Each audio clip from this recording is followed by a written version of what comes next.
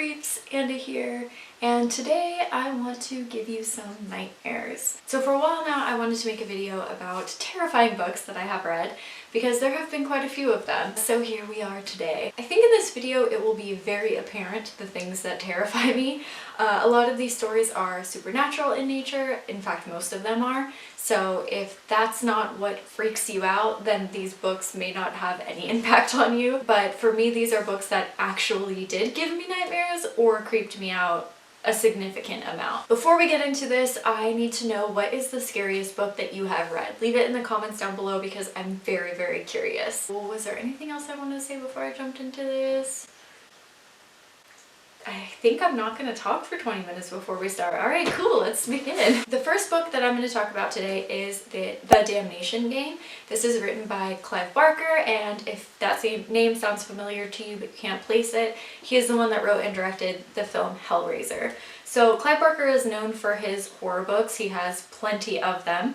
But I haven't actually read any other than this book, The Damnation Game, and then the Hellbound Heart, which I'm not going to go into because that will be in a video very, very soon. This is actually the first book that Clive Barker wrote, I believe. I was a little confused because it said that this is a horror novel by English writer Clive Barker, published in 1985. It was written after finishing the first trilogy of Books of Blood, but it was his first novel. I'm confused. I could have just taken a second to look at this and then I wouldn't have been confused. I guess these are kind of like anthologies where there's multiple stories in each one, the Book of Blood. So this was his first novel that he published. Choking. Oh my gosh, I almost just choked to death on my own spit. You good, Anda? Yeah, I'm good. Let me just dry my tears for a moment. So this is the first novel he ever wrote, but not the first story. Okay, so this is what's crazy about this. Do you guys ever run into coincidences? For example, you'll read a book and the next book you read after that, it'll have the same word or the same phrase or the same name or something, and you're just like, of all the books in the universe, it's so weird that I read these two next to each other. Did that ever happen to anybody? So that's what happened with this one. I think this was in my books that I read last month video or something, but anyways, it's Faust. Faust is a story of a man who is kind of sick of worldly pleasures and he ends up selling his soul for the devil to get a bit more out of life than he was getting before. So it's interesting because the Damnation Game, not only does it reference Faust, but it really does follow that same kind of pattern. I'm not going to give the whole story away, but I guess the main character is Marty Strauss. He's being let out of prison a little bit early to kind of be a bodyguard for a rich man who is terrified by something coming to get him. So I'm not going to go too into it because you don't really find out that much until like the middle or end of the story. So I don't want to give too much away. I will say that it does follow kind of that Faustian story. Now, it's not just a man selling his soul to the devil. So that's what I really enjoyed about it. It was kind of like a modern in 1980s, but it was kind of like a modern interpretation of Faust. I just thought that was very odd that I just read Faust and now I read this and they're kind of parallel stories. This book was terrifying because it has quite a bit of everything.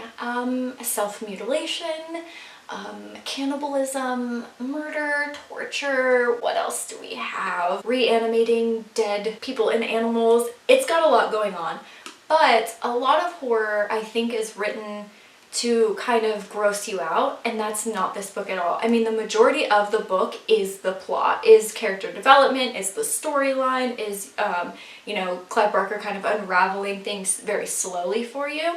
So it's not that kind of book where every page you're just like, I'm gonna have nightmares reading this, but it is so disturbing and it's just slid gently in there. So it's not overwhelming, it's not disgustingly gory, but there are parts where you're just like, oh, that is so wrong. I just wanted to read you a few things. It's in the very first paragraph of the book, and it says, mountains of rubble still nurturing the dead like bulbs ready to sprout as the spring weather warmed, clogged the streets. That is so messed up and dark, but also so beautiful at the same time. It takes a bomb horror writer to have that concept of like beauty and spring and flowers blooming and bulbs sprouting and compare that to a dead body. From the instant I read that line, I said, I don't like picked this book. And then this is just on page 6. He was naked. His feet, sorry, his bare feet had been eaten at and his eyes taken out by birds. His torso was riddled with bullet holes. His mouth gaped, but the birds had taken his tongue as well as his eyes. Pretty messed up, you know? I just think that he is such a fantastic writer. And by the way, the quote on the front is from Stephen King, and it says, "I've seen the face of horror and its name is Clive Barker." That's so awesome. So I highly recommend this book if you haven't checked it out yet. I think it was one that will definitely give you nightmares. I'm gonna go out on a limb here and say that probably anything that you get from Clive Barker is gonna be nightmare evoking. The next one I want to talk about is one that I've talked about plenty of times on this channel, and that is Pet Sematary. You can't have a horror book video and not mention the master of horror, Sir Stephen King. Here he is for your reference. So I picked Pet Sematary because it is my favorite book. Now here's the thing I love so much about Pet Sematary is each time that I read this novel, I get a complete different read of it. Reading it as an adult really did change my perspective on the whole story. So when I read it as a kid, I took it very literally. I took it in the literal sense that there was a pet cemetery. It was on bad land. I think it was like an old Indian burial site that had turned sour. I took it very literally in the sense that the ground's sour and, you know, it calls to you and you bury things there and they come back to life. But when I read it as an adult, I really started to think of it in a different perspective, in the sense of it wasn't so much that the pet cemetery calls to you, it's that when you're dealing with that kind of a loss and grief, that you would do anything in your power to get back those people that you've lost. Reading it as an adult, it just added such a new level of emotion to it that I didn't really receive as a kid. Your own child passes away and you bury it in a pet cemetery and it comes back and it's just not your child. That is so terrifying. It's just using that shell to harbor something much more evil. It's a creepy book. The ending's fantastic. The character development is fantastic. The gore is fantastic. Everything that ties in together. It's just such a beautiful story. I love this so much. Definitely give you nightmares. Let's move on. Okay, so this is Dante's Inferno. It is part of the Divine Comedy. It's an epic poem, and the 3 parts are Inferno, Paradise, and Purgatory. No, Inferno, Purgatory, and Paradise. But I'm just talking explicitly about Inferno in this video. I have talked about this in the past, but it's about a man named Dante who journeys down into the 9 rings of hell, led by a guy named Virgil, and he kind of gets to see what these sinners are enduring. So what's interesting about this is that the crimes that these sinners commit are supposed to be paid back with some sort of poetic justice. So for example, fortune tellers must walk forward with their heads on backwards, unable to see ahead of them. So their punishment kind of fits their crime. But I will say that the crimes here in Dante's Inferno are not just about murder, right? There are all sorts of things. So we have anything from lustfulness to glutton to hoarding to wrathful to weakness, unable to control desires. The further you go down, the more intense. So you have people who have, you know, murdered and things like that closer to the center of hell. But all I'm saying is that when you read the punishments that happen in this epic poem, you're like, oh my god. So I just wanted to read you a few things from here, and this is honestly just me picking up the book and flipping through it for a second. What I'm trying to say is that through this journey down the 9 rings of hell, it's insane the amount of torture and different ideas that Dante came up with to torture people. It's insane. So here we have a swamp that has the name of Styx. So Styx is a river in hell.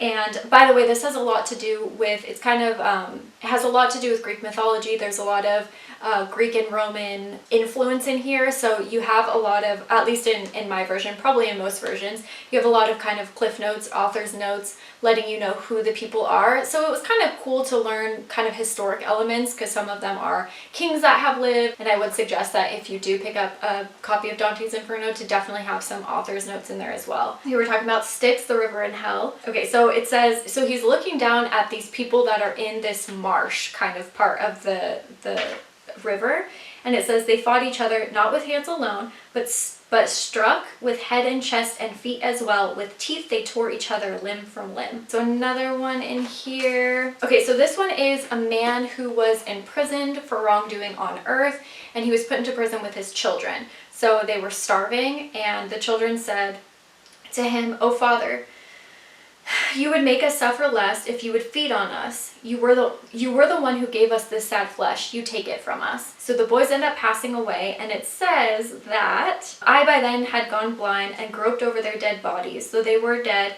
2 days I called their names. Then hunger proved more powerful than grief. So then it talks about how he ate his children. And now he's rotting in hell. So really intense book, like completely nightmare evoking. If you want just the most messed up things that you haven't read, read Dante's Inferno. I'm telling you, it does not disappoint. It's really messed up. I really enjoyed reading it. And like I said, there are other parts too, so it's not just all blood and gore, but Inferno is definitely the one that'll give you nightmares. Okay, so for the next two books I do not have because my friend borrowed them. Okay, so the next one that I want to talk about is The Exorcist. I have talked about this one in a video before. It was written by William Peter Blatty. It is obviously what the movie The Exorcist is based off of. It is a lot like the movie, in a lot of ways it is, but there are things that are different as well.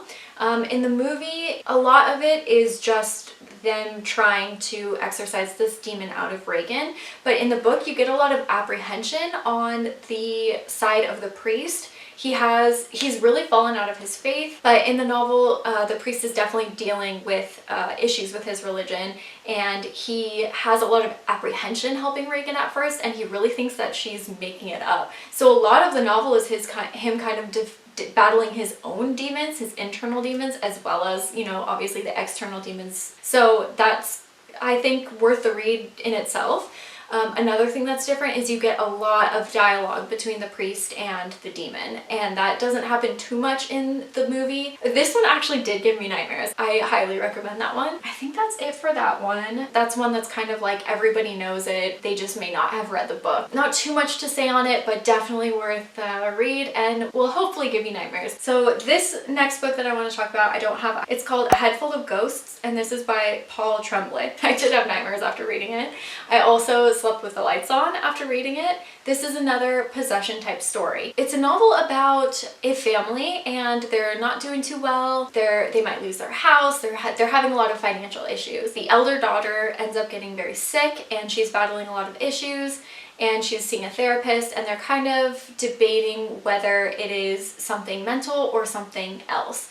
And they end up signing up to have their lives taped, kind of like a reality show, and kind of exploit their daughter's mental illness or possession for a film. So they're getting paid very handsomely for it, and the whole time that you're reading this, you don't really know if the girl is possessed or not, because pretty much everything she does is based off of possession movies that we have seen in the past. Now, is that because she's making it up and she just wanted to help her family out, and so she's using that as a way of convincing everybody? Or is it that those things are so ingrained in our pop culture because that is really how it is in the context of the book? And the author did just such an amazing job of just stringing you along, and the entire book is just edge of your seat. What is going to happen next? So it's told from the perspective of the youngest daughter, and she's kind of dealing with her older sister going through all these things, and she loves her sister and she wants to be there for her, but her sister is also creeping her out too because she's doing fucked up things to her.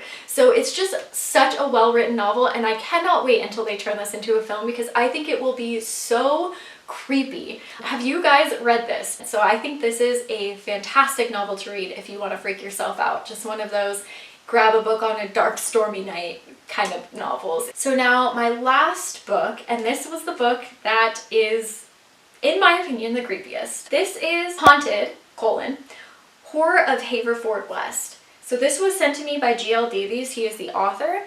He also has a podcast, which I will link down below as well. It's mostly, I think it's all paranormal talk. Yes, he sent me this book, I read it, and oh my gosh, it's so creepy. So essentially, it is a true story about a man, him, G.L. Davies, who writes a story about a house that he lived in that was haunted. So basically his own personal experiences living in this house. Now, when he wrote it as someone else because he didn't want to like put his name on it and say that it was him. It wasn't written as a fictional story, it was still written as nonfiction, but I guess he as the writer was the detective kind of going in and figuring out what happened. So that's how it started.